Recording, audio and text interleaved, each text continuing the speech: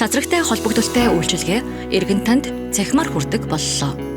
Иргэн аж ахуй нэгж байгууллага та дараах 5 төрлийн үйлчилгээг e-Mongolia болон цахимаар авах боломжтой боллоо. Цацрагийн аюулгүй ажиллагааны дотоод дүрмийг хянуулж батлуулах. Цацрагийн үүс хүрийн жилийн эцсийн тооллого, дотоод хяналтын тайлан мэдээ хүргүүлэх. Цацрагийн үүс хүр хүлээн авсан талаарх мэдэгдэл. Цацрагийн хяналтын ажилтан солигдсон талаарх мэдэгдэл. Цацрагийн үүс хүрийн тээвэрлэлт, шилжилт хөдөлгөөний талаарх мэдэгдэл.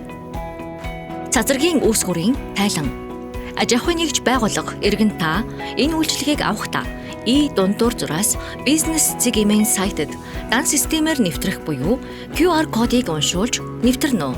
Та үйлчилгээний ангиллалын үндсэн цэс хэсгээс үйлчилгээнүүд хэсгийг сонгоно.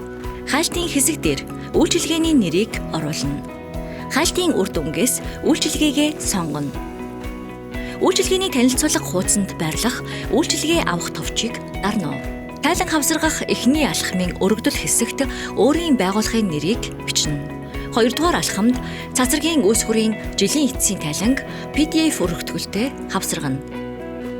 Үргэлжлүүлэн холбоо барих хэсгийг бүглэж илгээнэ. Ингэснээр таны хүсэлт амжилттай илгээгдэнэ.